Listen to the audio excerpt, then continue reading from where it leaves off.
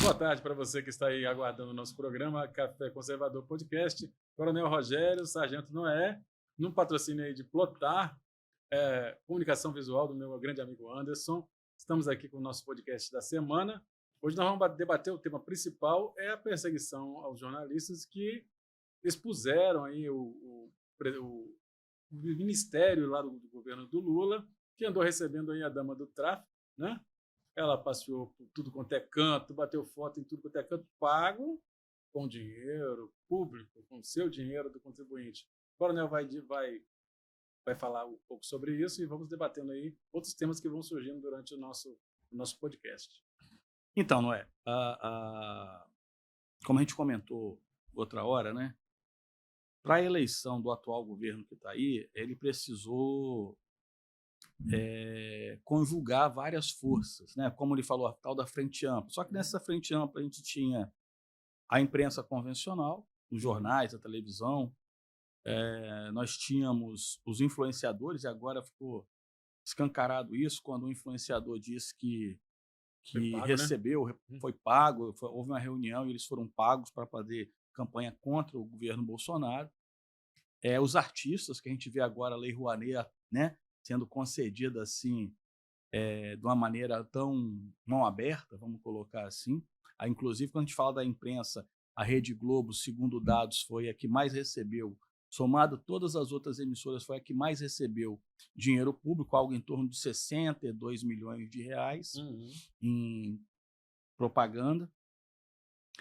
E os políticos, né, de uma forma geral, que fizeram essa campanha lacradora de queimar reputações do governo Bolsonaro.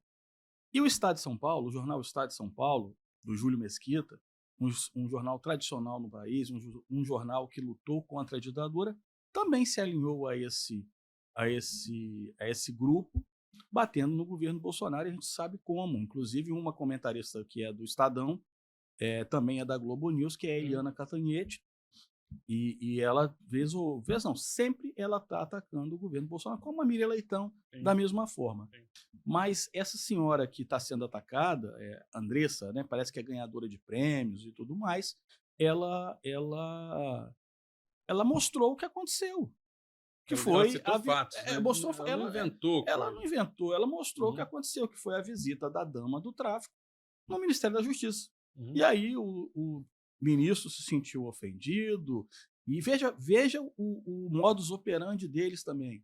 Eles vão direto procurando os parceiros amigos. Então, eles foram no Ministério Público do Trabalho de Brasília, né, do Distrito Federal, para propor uma ação contra a jornalista. Veja a liberdade de expressão. Nós sempre avisamos isso, a direita sempre avisou sobre a liberdade de expressão. Onde está a liberdade de expressão? Onde está a liberdade de imprensa?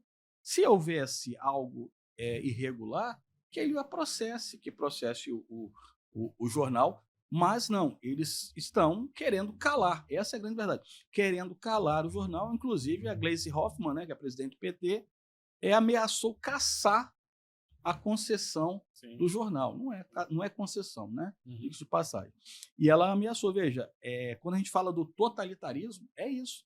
Ninguém pode ser contra eles, mesmo que estando mostrando fatos concretos, porque ninguém negou que a dama do tráfico tenha ido lá, que ela viajou com dinheiro pago do Estado, e eles estão contra isso daí, porque eles não querem que a população saiba o que está acontecendo. Essa é a grande verdade. É isso aí. E aí acontece, os jornalistas que no passado, todos, né, numa grande maré contra Bolsonaro, né, contra a gestão anterior, eles se aliaram. De repente, quando um resolveu falar a verdade, saiu um pouco daquela bolha jornalística, né? Começou a ser atacado, e a regra, em geral, do comunista é mandar exterminar extirpar esse jornalista, para que só haja um lado da história, né? Aí qualquer coisa que a oposição aponta, né, os deputados, senadores apontam, né, eles encaram como fascismo, né? Como golpe, né? Isso também endossado pela própria mídia, que agora vê os seus próprios jornalistas sendo perseguidos. Essa é a grande questão, né? A imprensa que tanto acusou o governo anterior, do Bolsonaro, de fascista, nazismo, né, ditador. Nós não vimos ditadura, não vimos nada disso daí contra jornalistas, cada um, como contra humoristas. E hoje você vê essas pessoas que apoiaram esse governo que chegou sendo repreendidas por esse governo. Sim.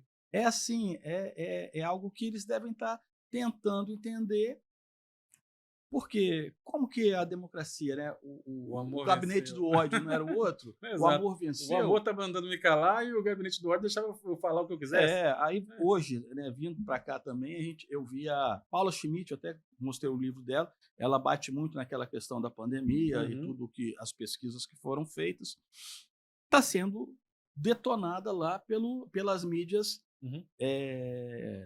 do PT, a DCM lá criticando, imputando a ela fatos que ela não falou. Ela já ameaçou de processá-los.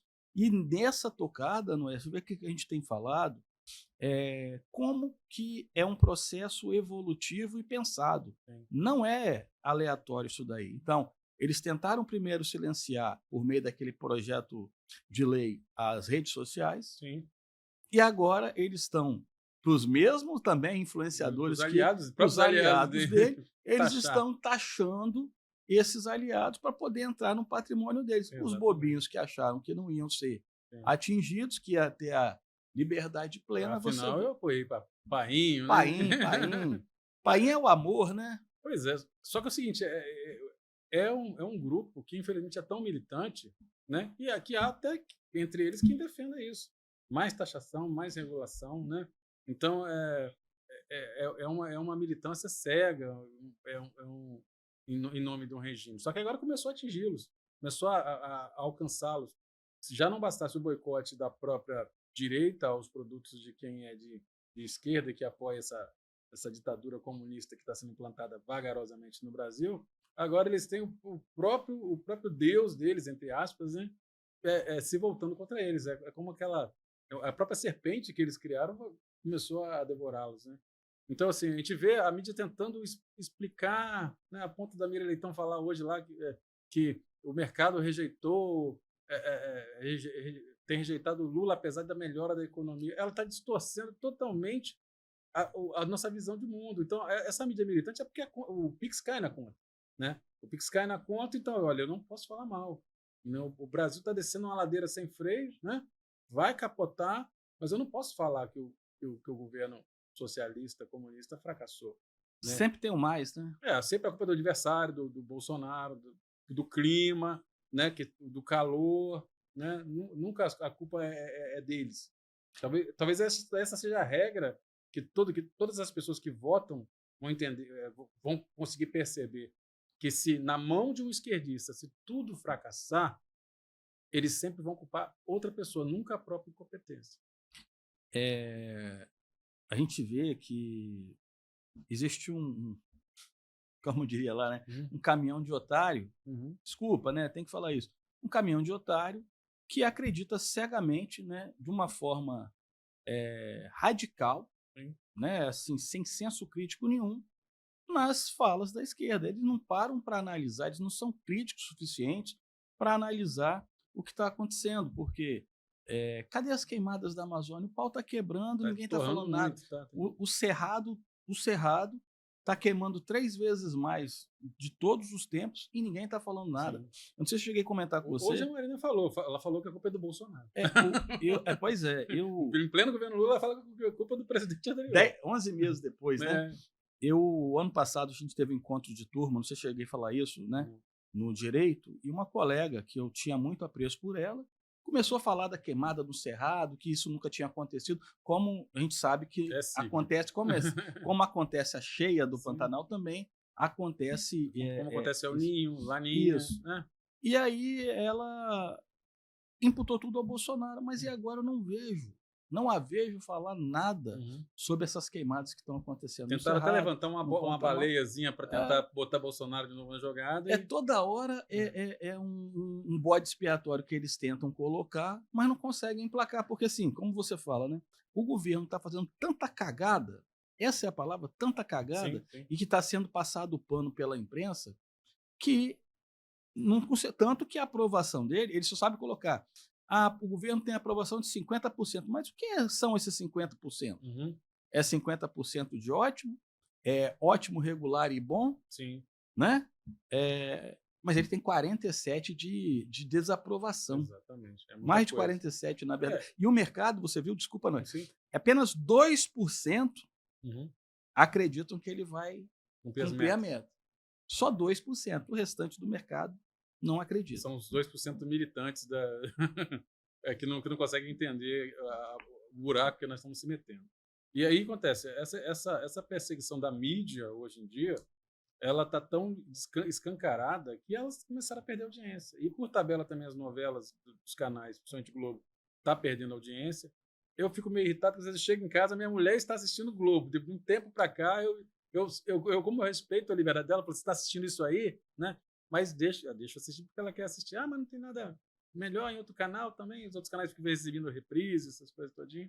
Ou notícia. Às vezes ela não vê um jornal porque aparece o Lula, né? Aí ela não quer ver o Lula. As pessoas, por repúdio a Lula, estão assistindo até qualquer outro canal. Qualquer outro canal que elas puderem ver na TV aberta. E alguns só têm a TV aberta. Só. Né? Como disse o Negão, né? Eu concordei com ele, né? O Negão, aquele do canal do Negão, é que o afegão médio, né, se ele não tem o GatoNet, ele só tem a TV aberta para ele ver. Infelizmente, é isso daí, eles sabem disso, né? Por isso que eles querem manter esse público e com isso eles na pobreza. Taxando o streaming, vai fazer o pessoal voltar para a TV aberta que está na mão deles. Né? Então, assim, minha mulher, ela tem assinatura lá, que ela vê as novelas antigas, né? Da mesma forma que você falou, eu falo, mas você está vendo novela? Mas a liberdade da escolha é dela. Sim, eu respeito isso. Os meus filhos não assistem. E eu particularmente, não assisto essa Globo, então eu não vejo, tem muito tempo. Mal o futebol, mas nem na aberta eu vejo mais na fechada. Só viu o porradeiro de ontem, né? E eu tento ver o jornal local, mas nem o jornal local eu estou conseguindo assistir mais, seja das que aparecem ali no Jornal da Manhã, porque é muita militância, o viés identitário contra, por exemplo, as forças de segurança, o tempo inteiro, nunca crime. Porra, o cara foi pego, foi baleado porque estava trocando tiro com polícia, ele ainda fala que é suspeito. Que suspeito? Só tinha ele e o policial. Quem é o suspeito? Então, assim, é algo... Mas se for o policial já é o culpado. O policial é o autoritário. E essa aí é daquela mente, agora aqueles haters lá, né? É o que eles querem destruir.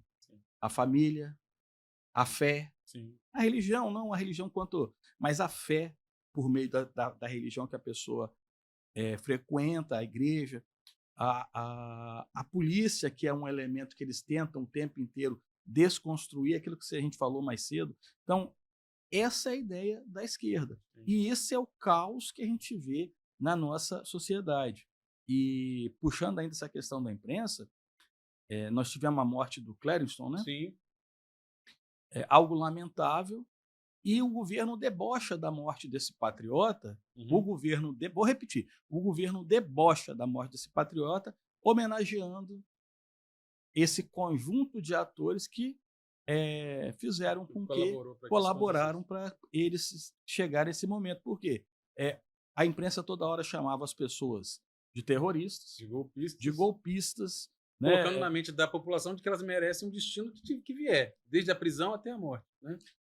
E aí a falsa equivalência, né? O cara falou, mas você é a favor da pena de morte? Então, não. Nós falamos isso, nós estamos a favor da vida. Bandido bom é bandido preso. Bandido bom é bandido preso.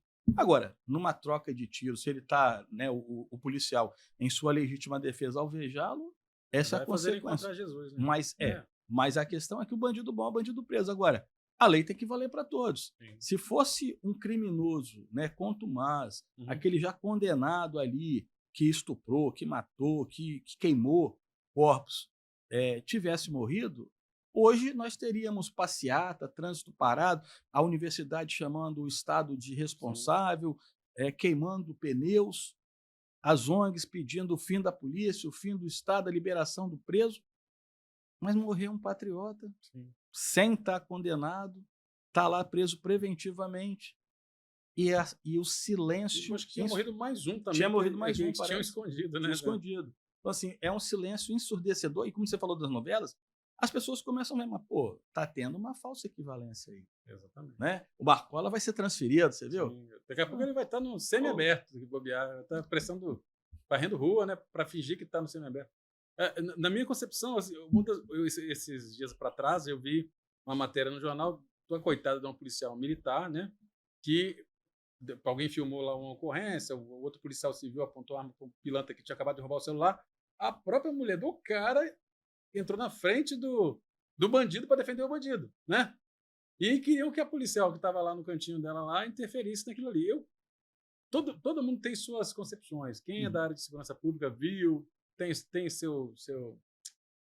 sua definição do que foi aquilo, eu faria diferente. Tal. Eu vi uma mulher, uma policial, ela é policial militar, perfeito.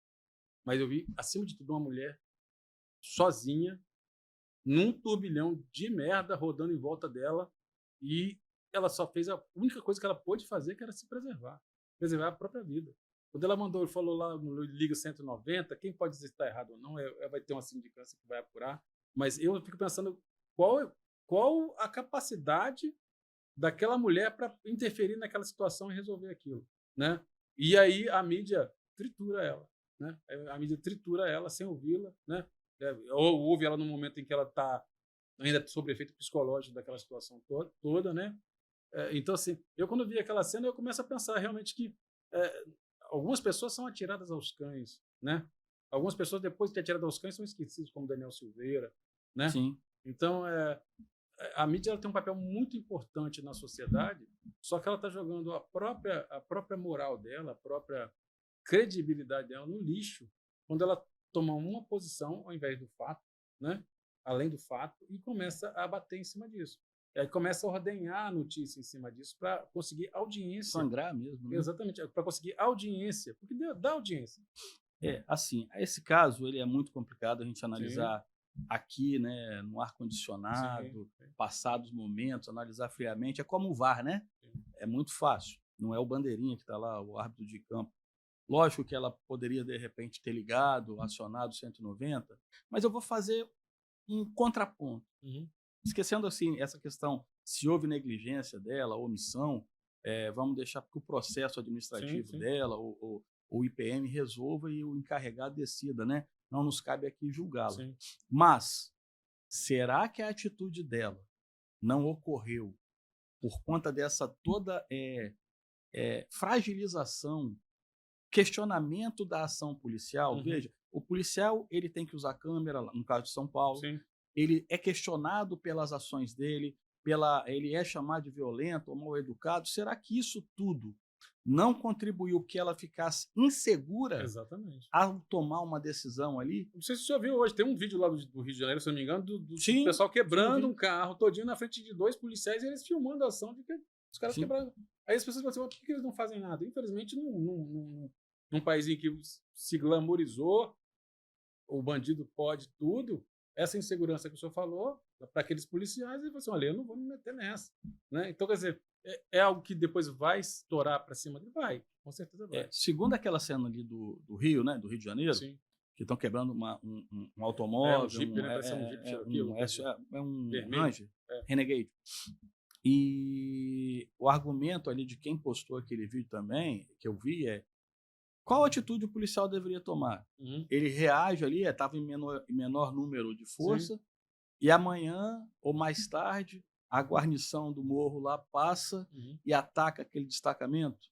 Mas isso também nós vamos ficar naquele debate. Será que todas essas críticas que os policiais sofrem diuturnamente, todos esses questionamentos da legalidade das suas ações, eles já são condenados independentemente de devido processo legal, de qualquer coisa. De 3-0. Já sai tomando ali, tendo que correr atrás. Será que isso não tem trazido essa insegurança na tomada de decisão do policial? Por quê? Porque ele vai ter a dor de cabeça de ficar afastado do serviço, ele vai ter ser chamado de criminoso, vai ter que pagar advogado, vai ter prejuízo financeiro. Será que ele quer isso daí? Eu vejo eles, as forças de segurança, elas vivem uma ambiguidade um jogo, como eu falei, o cara já entra no jogo perdendo, e o jornal, ele cobra se você age, se você não age, o resultado, não existe um resultado perfeito que agrade a mídia, né? Ela pode agradar a ocorrência fechar, você ir para a delegacia, o cara ser preso, ser enquadrado, dificilmente termina redondinho. Sempre a mídia vai achar um ponto que vai falar, olha, mas não precisava ter torcido o braço do cara para botar um algema, não precisava ter botado ele no cofre, ele não estava violento, né? Ou sempre justificar o ato criminoso em detrimento do policial fazendo o seu serviço. Pode ter que usar, às vezes, força, 2, 3 policiais para segurar um cara drogado, né? Então, quer dizer, a mídia ela tem colaborado para essa demonização das forças de segurança, não só a polícia militar, mas a polícia civil, né? Em breve, as guardas municipais vão passar pelo que a PM está passando, né? Eu não trouxe o livro aqui hoje do Mota, né? Acho que foi na semana passada eu trouxe. O Mota fala isso bastante da questão da demonização da polícia e isso gera uma insegurança do policial. Sim.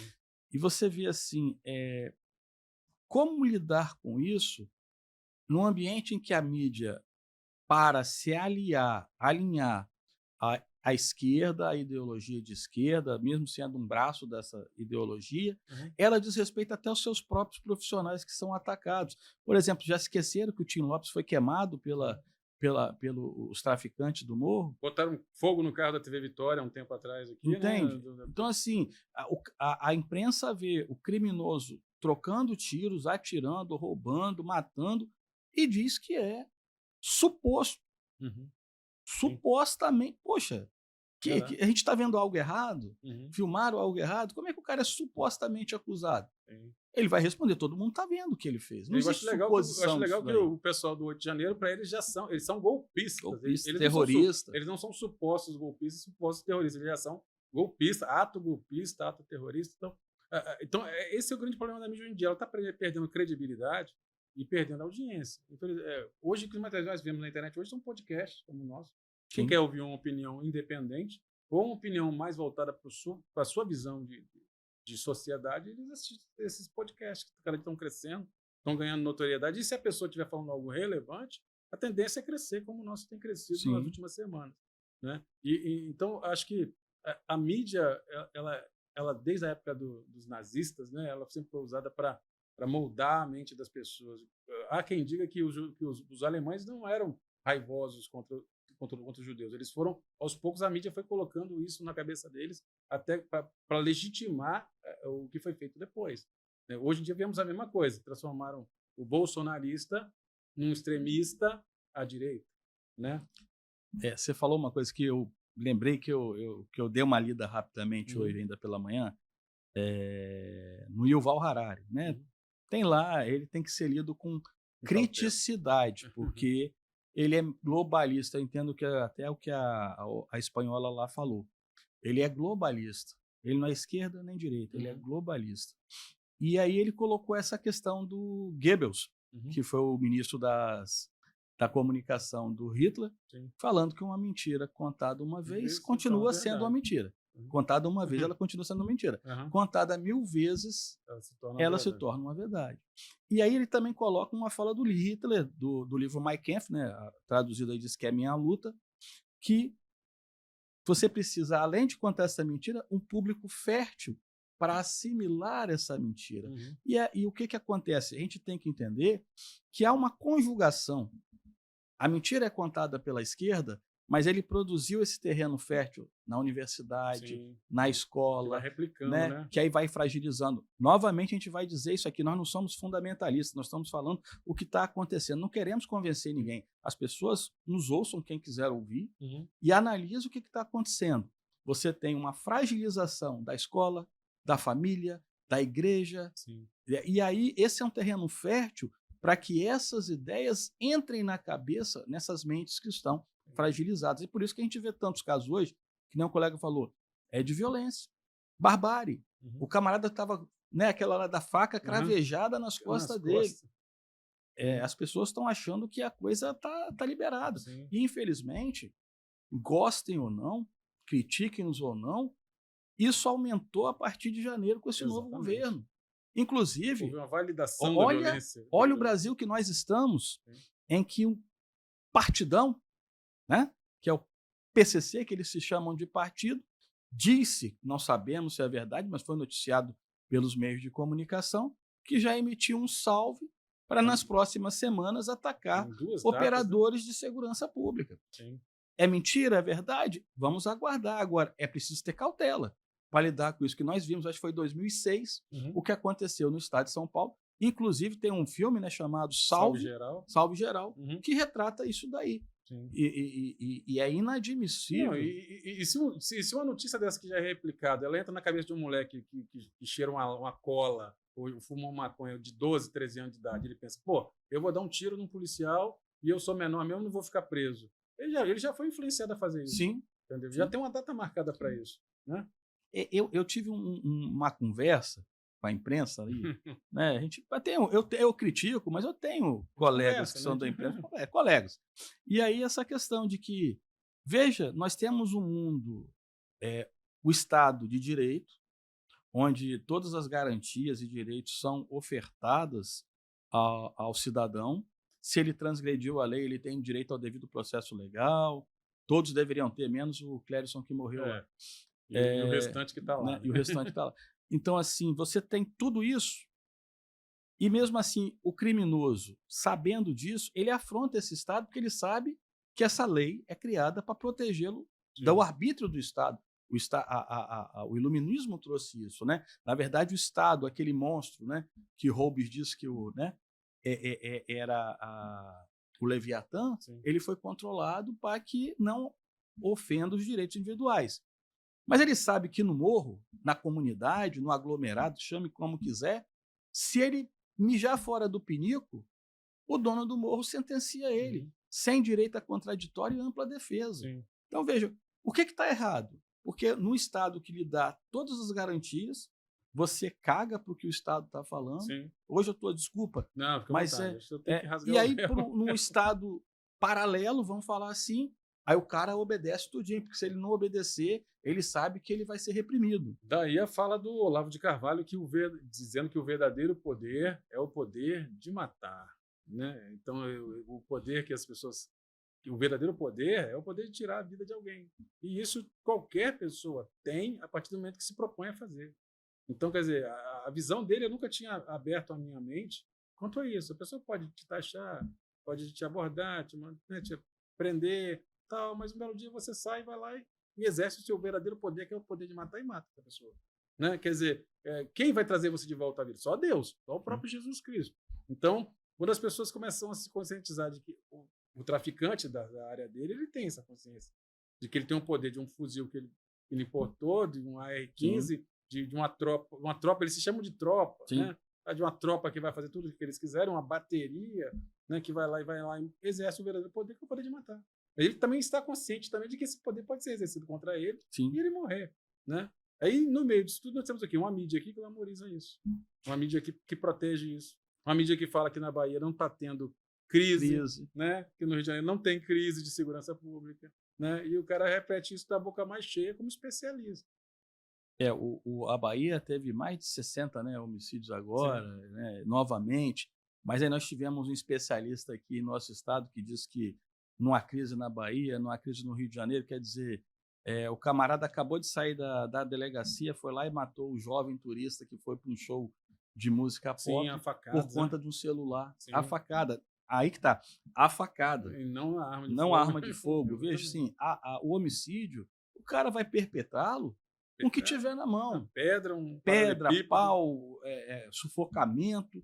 Ele não está preocupado. Agora, nós vemos armas sendo apreendidas aí todos os dias, armas que não se compram na esquina, que não se compra na feira que ele diz que compra. Armas que são fruto do tráfico de armas. Fruto de um tráfico de drogas que irriga infelizmente, essa ciranda que deve ser impedida. E isso tem que ser feito numa conjugação de forças do Estado. Estado, município, União Federal, Forças Armadas, porque nós temos fronteiras imensas, por mar, por terra, pelo ar, porque a gente precisa reforçar isso daí. Ninguém compra um fuzil AR-15 na padaria, na esquina. Ou pela internet. Chega em casa. Né?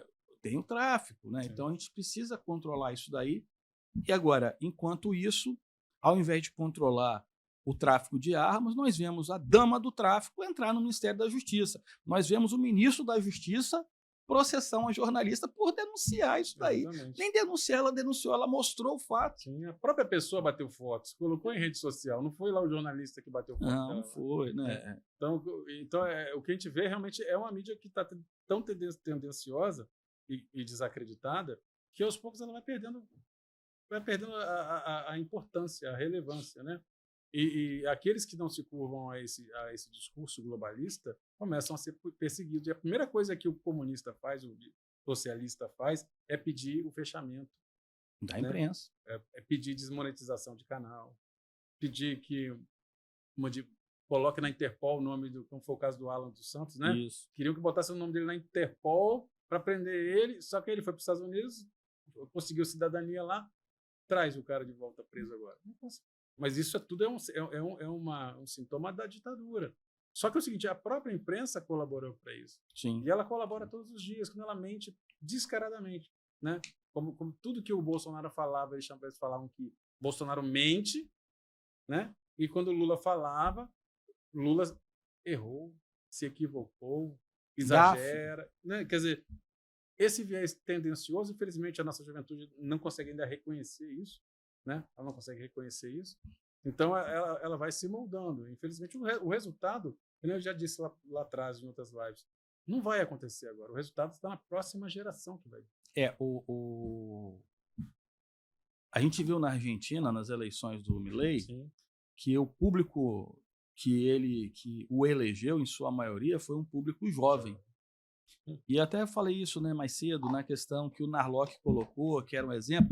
Essa juventude que hoje é iludida com Paim, né, essa juventude é iludida com Paim. Quanto que Paim trabalhou? Paim trabalhou quando? Paim nunca trabalhou. Exato. Você pegar o livro da Malu Gaspar, a organização que fala sobre aquela empresa, o patriarca dessa família fala que ele nunca foi... Ele fez igualzinho, como é que era o comunista lá, não é Lenin, não, é o... Stalin. Marx. Ele fez igual Marx. É isso. Então, só assim, fez filho e mais nada. Só fez filho e mais nada. Assim, ele pegou um viés, explorou isso aí, foi utilizado como...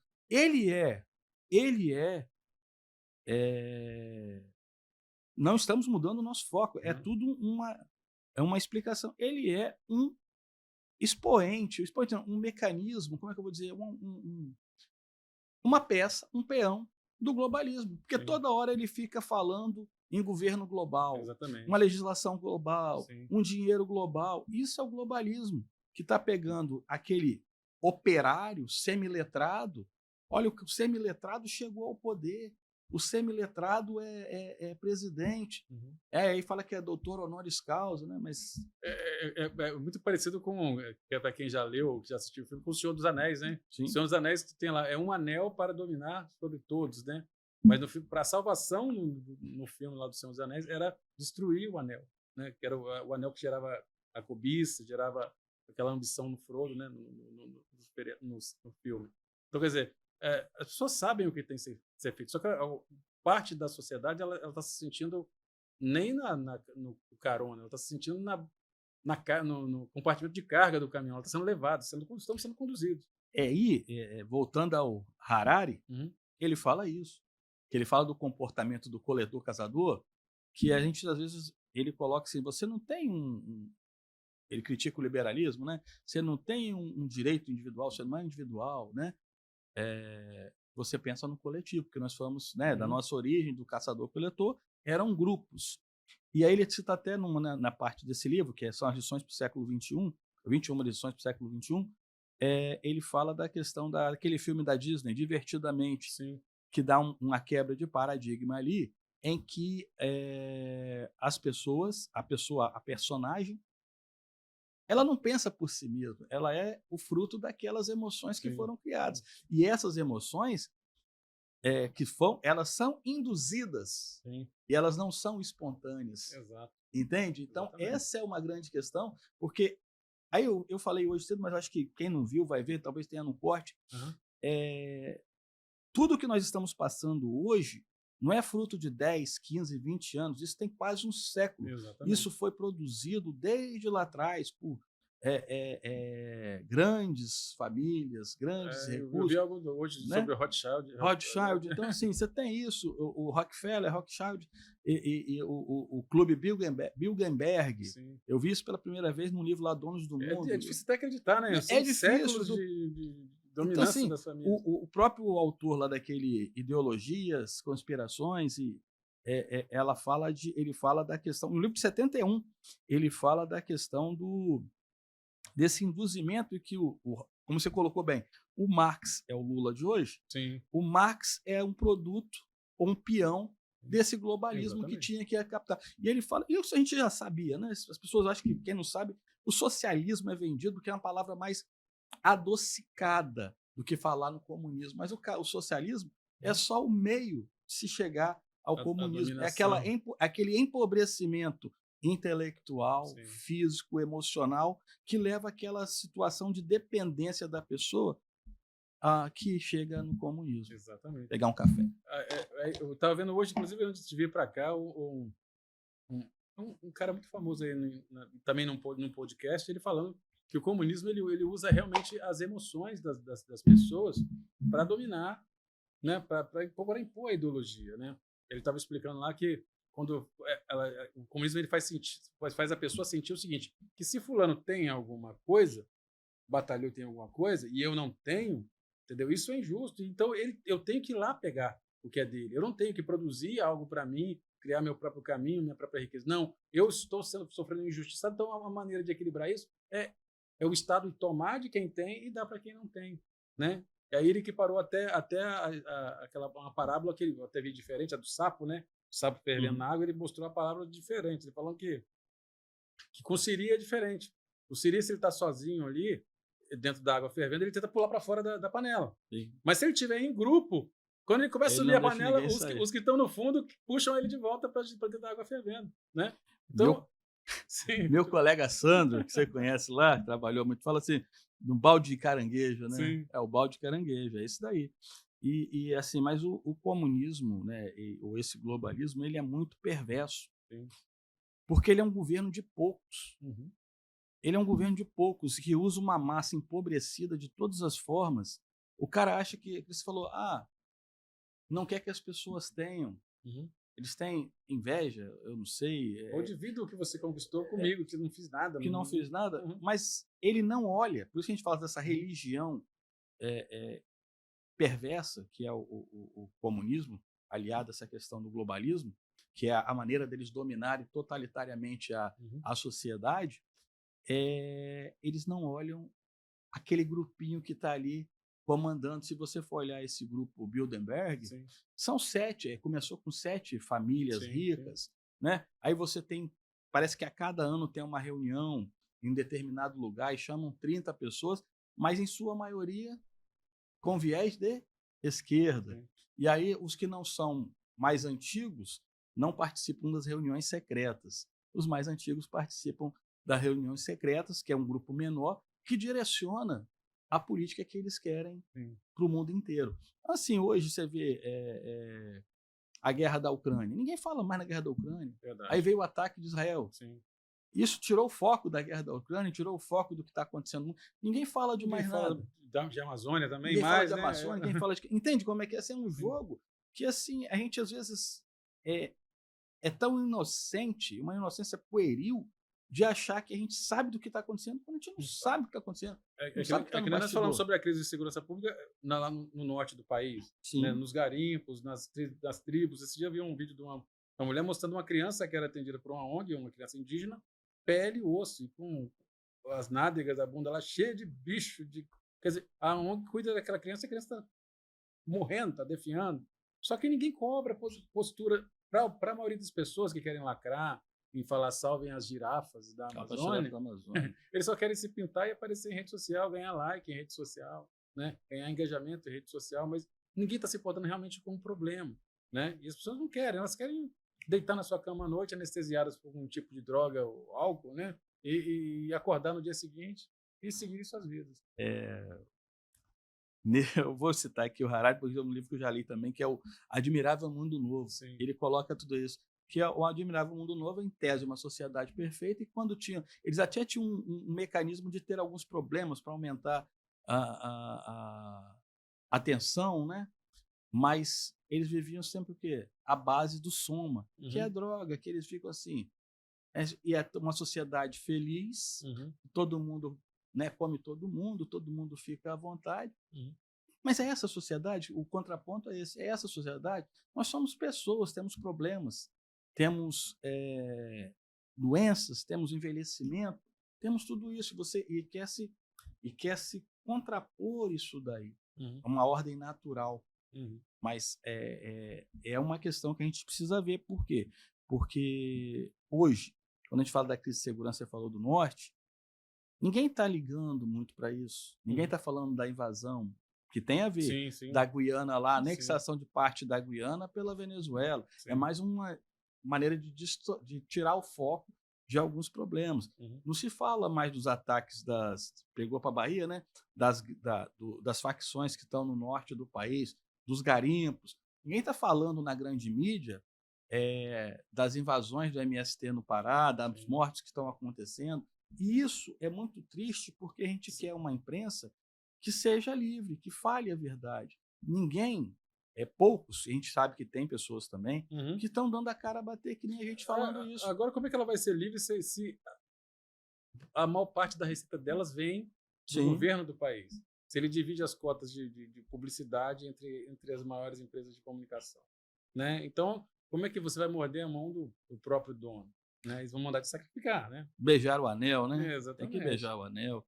Exatamente. Então, é o que nós temos passado hoje em dia. Uma mídia que é militante, em parte por ser militante, em parte por necessidade, né?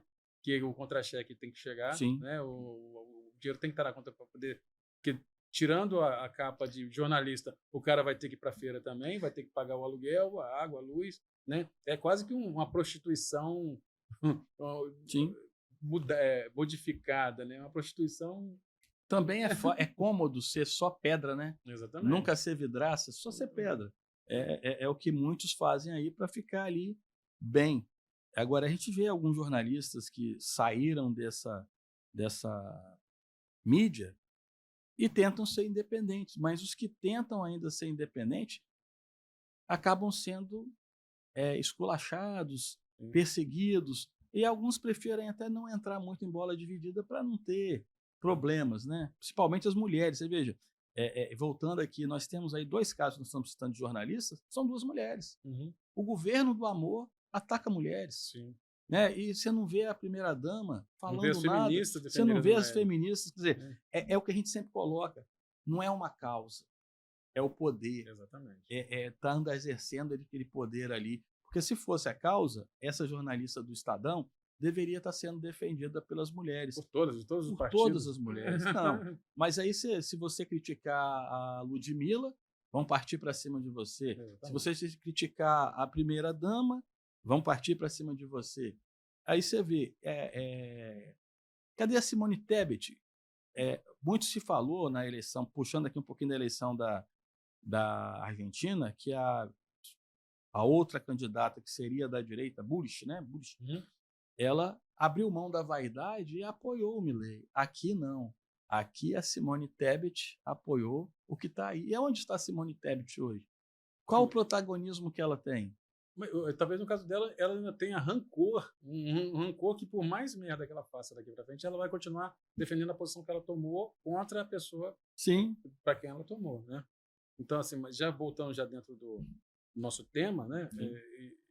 E agora olhando para o futuro, né? Se o Brasil hoje está esse caos completo, né? Desde agora a gente já tem que começar a pensar nos mecanismos, como o senhor diz, né? Nos pesos e contrapesos, para resolver esse problema no futuro. E isso passa, na minha concepção, pelo Senado. Né? Na visão do senhor, existe alguém da direita para ser o próximo senador? Do Estado? Ou teremos mais um senador de esquerda na próxima eleição, que vai complicar mais? Porque esses caras votam impeachment de ministro, né? São 2 vagas, né, Noé, na próxima eleição. Nós temos um tempinho, né? São 2 vagas que nós temos para a próxima eleição. e velhas raposas estão aí se aflorando.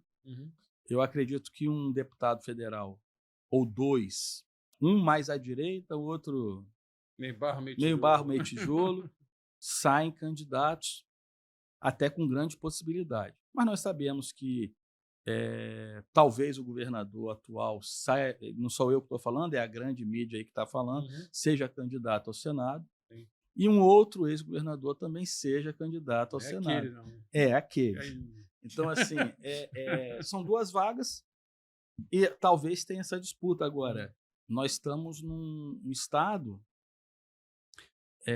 que tem muito repúdio à esquerda, né? Sim.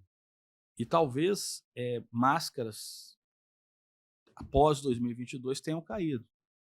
Sempre quem tem a máquina, quem tem o dinheiro, quem tem o apoio vamos falar assim, minha mulher falou para parar de mexer as mãos, mas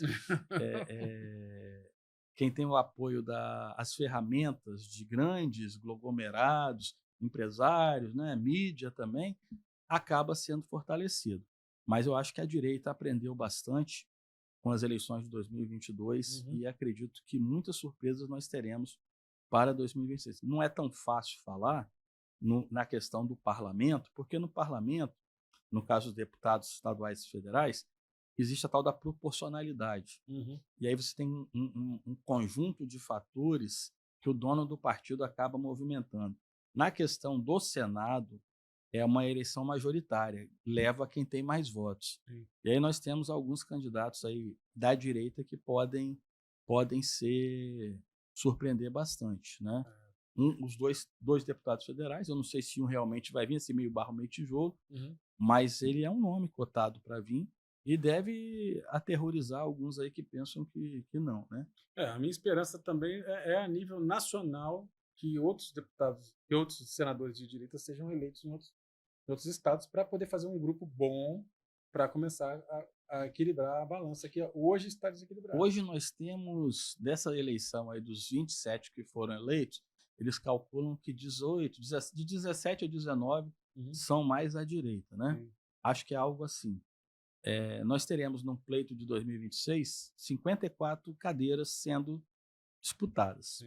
Então a direita tem que fazer aí, no mínimo dessas 54, uns 70% dessas cadeiras para ela poder operar ali, eleger o presidente do Senado, que é o presidente do Congresso, que aí ele vai poder pautar alguns projetos que são importantes, como, por exemplo, ninguém está falando que tem que impeachment um ministro do STF. Ninguém está falando isso, ninguém está propondo isso. Agora, se todo cidadão é capaz de responder a um processo, por que uma pessoa que é questionada pela população não pode ter que responder? E responder da seguinte forma: prestar explicações. Quando a gente responde a um processo, dentro do devido processo legal... E nem legal, os seus familiares podem ser investigados, né, em alguns casos, né? Entende? Então, assim, se a gente quer mudar o Brasil, se a gente acha que esse Brasil pode dar certo, isso tem que começar. Não existe privilégios, nem castas superiores aí. Aí eu ouço o cara falar, não, mas que o juiz, eu vi isso ontem, ele tem que decidir, não precisa agradar. Realmente, ele não precisa agradar. Só que ele não pode fazer... A lei esteja dizendo que não é para agradar. Exatamente. Não é a vontade dele. A vontade dele não pode suplantar a vontade popular. Exatamente. Porque se a população... mas e as minorias? Isso aí vai ter que ser sopesado. Exatamente. Mas não dá para dizer que a interpretação dele é melhor do que a interpretação daqueles que foram escolhidos para fazer a lei. Nós chegamos a um caso de um ministro, que já está sempre em evidência, que na minha visão parece que ele está criando um caminho para querer ser presidente, né? Ele chegou a falar que acontece no Brasil uma ditadura da maioria. Pelo amor de Deus, se é maioria, como é que pode ser uma ditadura se você é maioria? Né? Se a maioria quer algo, você votou para aquilo acontecer. E como é que isso pode ser uma ditadura se nós estamos de acordo? Se nós somos a maioria e estamos de acordo. Né? Veja bem, não é? Isso tudo são as importações que nós fazemos. Nos Estados Unidos, os negros são minorias. Mas no Brasil, 70% da população ou mais se identifica como negro ou pardo. Não é minoria isso. Mas a gente, quando vê o discurso, trata isso como minoria. Sim. As mulheres são mais de 50% da população brasileira e trata-se como minoria. Sim. Então, assim, a gente precisa tirar esse viés e entender o que é de fato. Se uma mulher decidiu votar num homem e não numa mulher, é o direito dela. Inclusive, se Como existem mais homens em cargos eletivos, foi porque mulheres também votaram Sim. neles. E aí? O colégio eleitoral formado por mulheres é maior do que o colégio eleitoral formado por homens. Sim.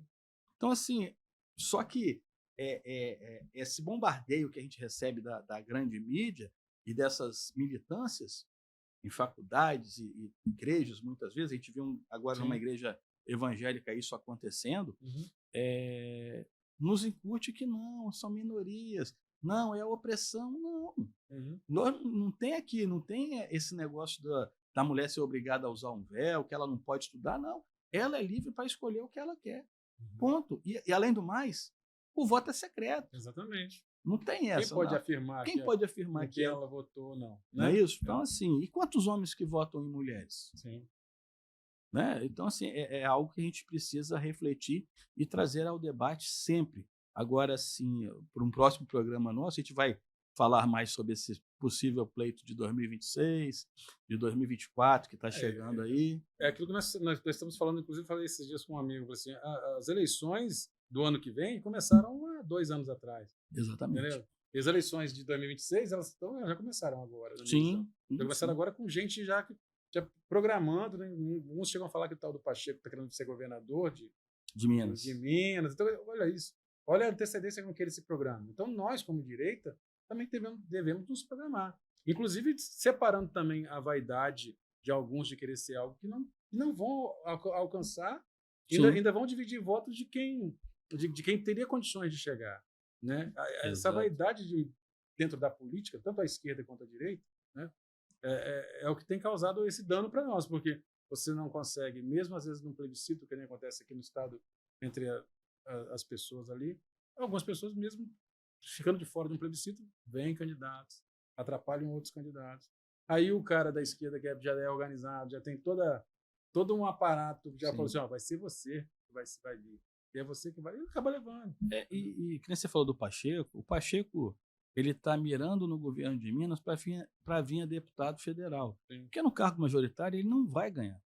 Mas como deputado, você lembra o caso do Aécio Neves? Sim. Ele é deputado federal. Sim. Ele sabia que não ia ganhar nem para o governador, nem para Senado. Então ele veio para deputado federal, que entra naquele bolo no meio da multidão, pega uma vaguinha, porque tem o seu reduto, tem lá, né, os seus meios. Privilégios. E mantém os privilégios. Então o Pacheco está mirando isso, que ele sabe que Senado não vai dar para ele, e governo de Minas muito menos. Não tem como. O povo de Minas não esqueceu. Né? Como nós não esquecemos do senador daqui, eu não votei nele, né?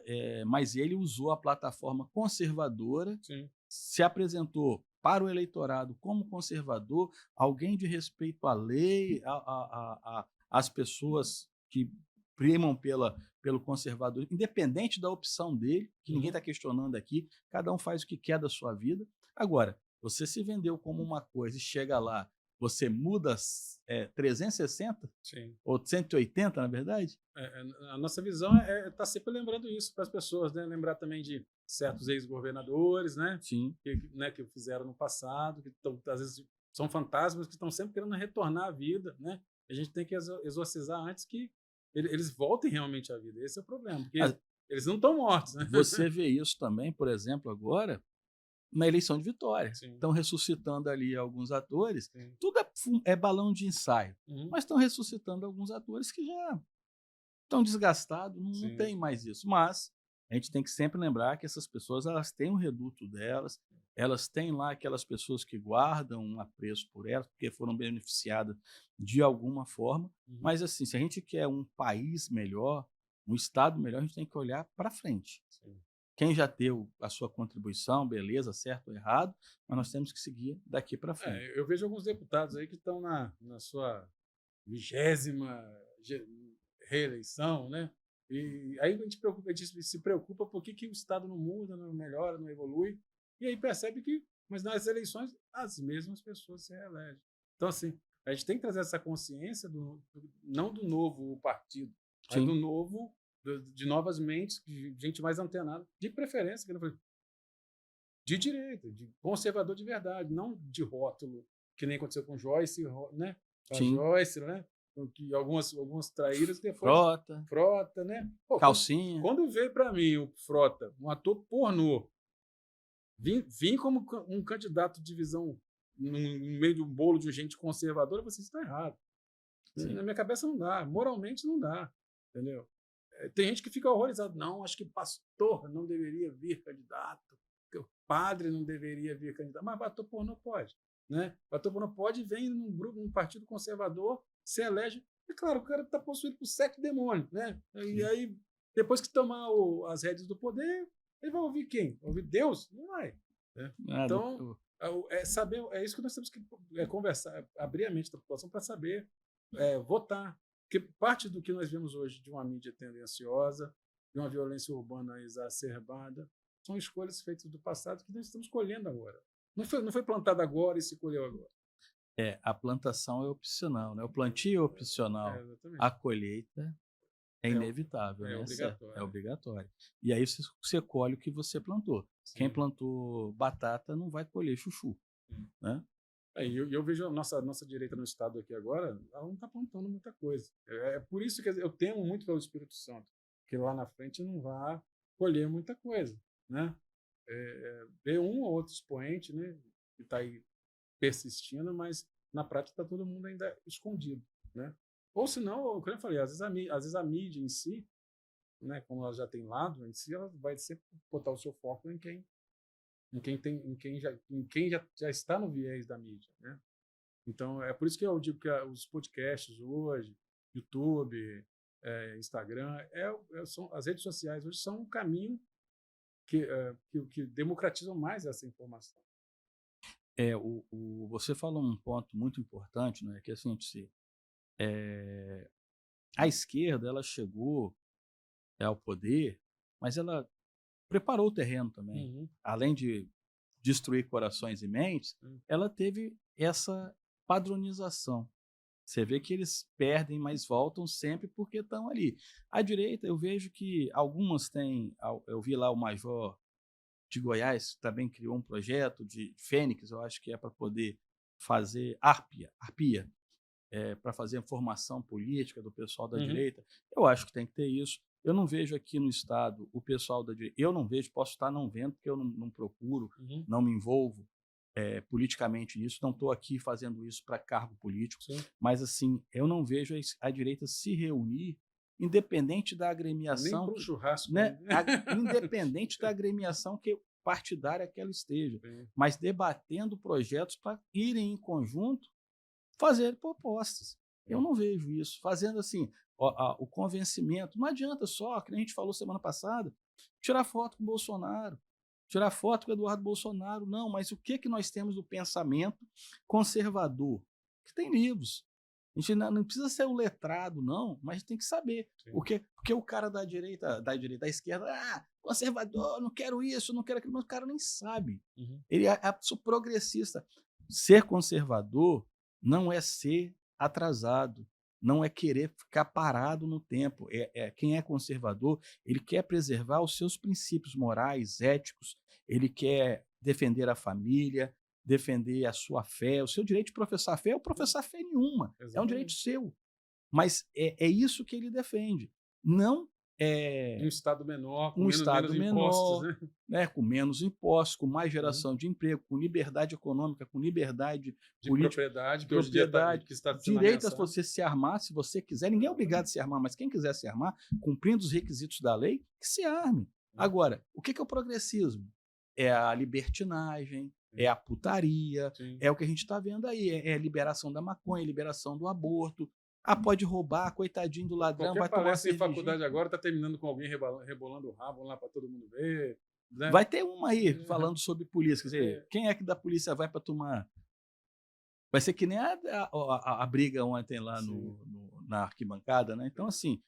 E lá ontem já culparam a PM por aquilo ali. Olha, você mistura a torcida de brasileiro com argentino, que naturalmente são rivais há décadas. Mas você sabe que a gente, voltando aqui, que o mote foi muito da imprensa, já vamos acabar, mas Você via também, espalhado pelo estado, várias pessoas com a camisa argentina, vários grupos Tem de brasileiro com a camisa da brasileiro, e Argentina. não havendo brigas. Aham. Você tem que entender que brasileiro, argentino, inglês, francês, italiano, tem sempre aquele núcleo de pessoas que vão para poder fazer bagunça, que vão para poder Tem os caçar briga. hooligans, né? Então, assim, esse grupo que está ali foi o grupo que quis provocar a briga. Uhum. Essa é a grande verdade.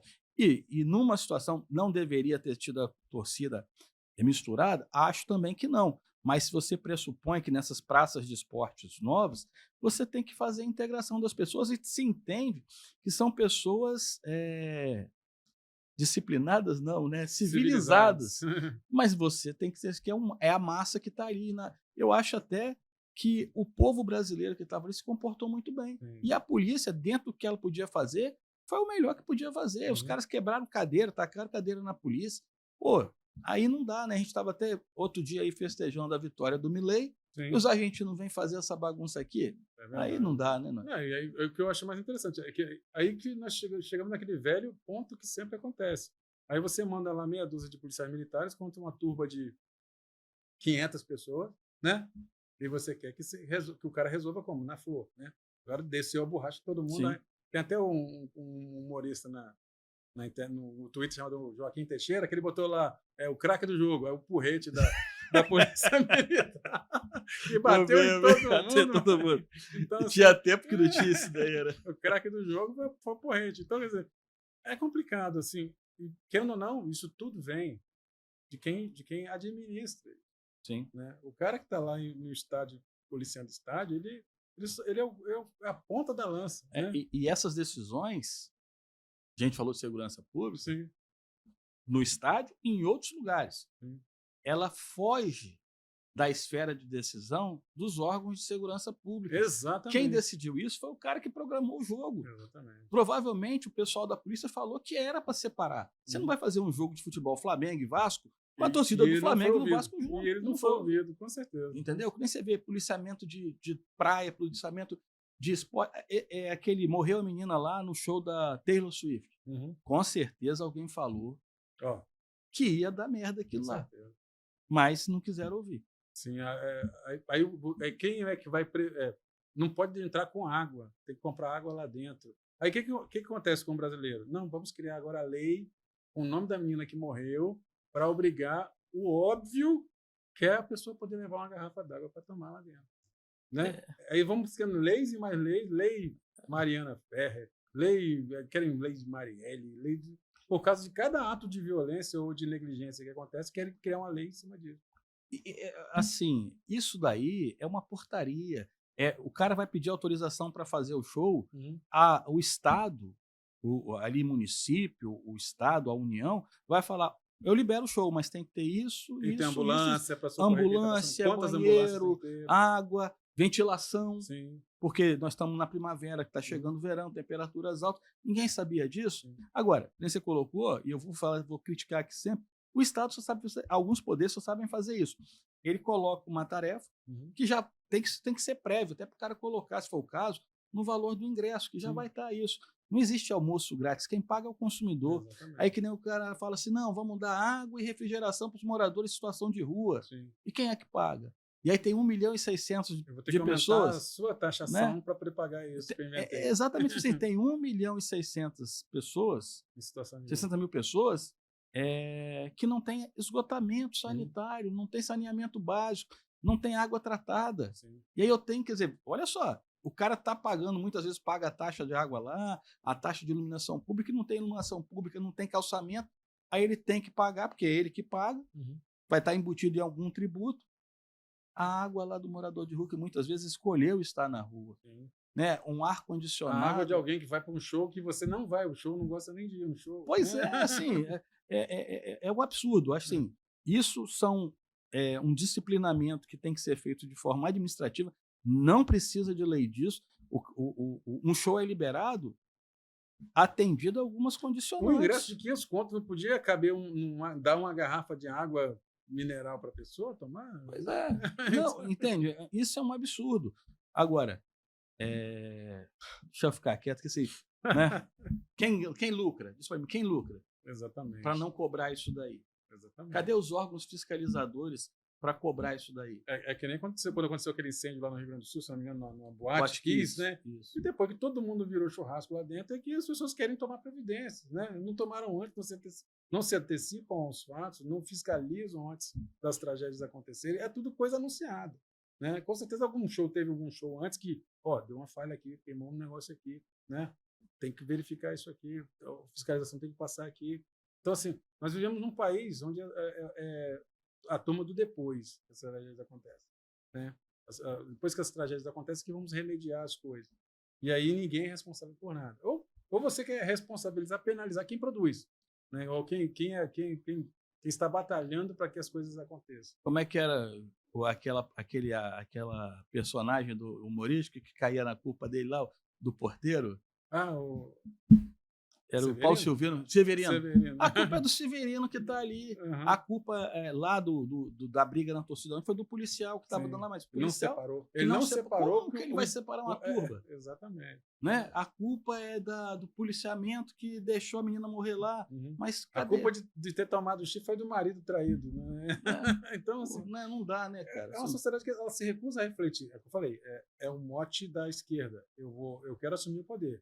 Mas se tudo der errado, a culpa é de outra pessoa, né? Tem até uma charge que eu vi essa semana, achei interessante, que eram quadros vermelhos assim, de sangue, né?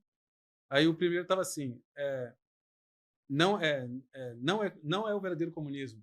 Não é o verdadeiro comunismo. Aí tem um quadro vazio escrito assim, como será o comunismo? E tinha um cara atrás dele com uma espingarda 12 para dar um tiro nele e pintar o quadro da frente, né? Como diz assim, eu te prometo o céu, na hora que eu assumo, eu te dou o inferno, e se você espernear que o inferno está muito quente, eu falo que esse não é o verdadeiro comunismo. Me dá mais uma gestão, me dá mais 4 anos, me dá mais 8 anos como senador, que nem o cara do 171 vai fazer, né? E algumas pessoas vão continuar acreditando, não, mais 8 anos ele vai acertar, mais 4 anos ele vai acertar, e vão dando chance. É uma síndrome de ser enganado, né? Estocolmo, né? É uma versão moderna. É uma versão moderna do Estocolmo. É isso aí, esgotamos o tema sobre a mídia? Não, nunca esgota. O tema sobre a gente, meus amigos jornalistas, não fiquem bravos. A gente está aqui disposto a conversar. Gosto muito de conversar com eles. Não comungo alguns princípios, mas eu acho que eu espero que ela possa ser, mesmo com essas limitações que a gente falou do orçamento, que a maior parte, às vezes, é verba governamental e não uma verba. Ninguém compra jornal hoje, praticamente, mas o Harari falou muito isso. Você quer informação? É o globalista, mas a gente tem que filtrar. Compre a informação. Uhum. Porque quando a informação lhe é dada de graça, na verdade, estão te induzindo a acreditar que aquilo ali é verdade. É a taxação do stream. Uhum. Eu taxo o stream porque você está procurando uma informação, eu proíbo as redes sociais que está procurando uma informação, mas eu quero que você consuma essa informação de graça. Sim. Que é o que a TV Globo fez por anos com o brasileiro, e hoje ela está, como você falou, está definhando em audiência, porque o povo, aos poucos, ele vai acordando por conta das mídias sociais. Eu falei, é um direito que nós temos de boicotar e de rejeitar quem a gente quiser. Sim. Né? Ninguém é obrigado a casar com a primeira pessoa que te pede em casamento. Não. Você vai olhar e falar, não gostei. Não quero ver. Até mesmo o streaming hoje em dia, que está totalmente enviesado também, todos os filmes estão passando a mensagem. O cara vem falar para mim que ele vê o programa da Netflix. Eu tenho Netflix, mas eu vejo que os programas da Netflix são totalmente enviesados à esquerda. Sim. Ultimamente, agora, tem um desenho animado que foi lançado agora lá, Capitão, não sei das quantas lá. Primeiros 5 minutos de desenho animado, o personagem deu um beijo gay no parceiro dele. Aí eu falei, acabou. Pra mim, acabou ali. Não é minha praia. Sim. Pode ser a praia de outra pessoa, mas meu filho meu não vai assistir isso. Mas se for criança, não. Se for adulto, é o que a gente está falando. É o induzimento. É a naturalização de algo que a pessoa não está na idade apropriada para poder decidir isso daí. Eu vi hoje da minha filha. Eu vou colocar um filme aqui, mas se aparecer algo impróprio aqui, eu não tenho culpa. Aí eu falei assim, então não assiste. Ela falou assim, não, mas eu já fiz 18 anos. Me quebrou as pernas, que eu falei assim, daqui para frente eu escolho. Sim. Né, o que eu quero ver. Eu respeito. Né? Só que eu falei, tudo tem consequências. Sim. Entendeu? Você faz escolhas e depois sofre consequências. Depois vem, eu não sou responsável mais pelas suas escolhas. Exatamente. Né? Então, isso é liberdade, isso é ser de direito. Sim. Não é eu tentar impor que Che Guevara é o cara, que Lenin é o cara. Eu sigo, o exemplo é a minha vida. Sim. Entendeu? O exemplo de pai sou eu sendo pai com os meus filhos. Exatamente. O exemplo de mãe é minha mãe sendo mãe dos meus filhos. Sim. Né? Então, e se a pessoa quer seguir o meu exemplo, amém. Se não quiser, tomara a Deus que siga um exemplo melhor do que eu. Né? Isso é a liberdade. Muito se fala que... Já deu o nosso tempo, não sei. Assim, muito se fala que se cria o filho para o mundo, né? Na verdade, se dá um direcionamento moral, ético, né? Os valores que a criança vê ali. Mas ela não tem só isso. Ela tem isso que você está dando, que nós estamos dando, mas tem a escola, tem a TV, tem um grupo de amigos. O importante é que esse tronco moral aqui, familiar, seja prevalente. Sim. Que ela sempre vá lá revisitar esses valores para não ter uma opção errada. Agora, se tiver, que assuma as consequências. Verdade. Isso aí. Obrigado a todos aí que assistiram o nosso programa hoje. Agradecer também a Plotar, que está aí nos patrocinando. Se você também quiser nos patrocinar, é só ver aí no canto da tela, vai estar aí o QR Code para o Pix, para ajudar aqui nos custos do estúdio. Né? E se quiser patrocinar o programa, faz um contato com o Coronel Rogério nas redes sociais dele, a mim também, o Noé. E a gente volta, se Deus quiser, semana que vem, com mais um Café Conservador Podcast. Valeu! Um abraço.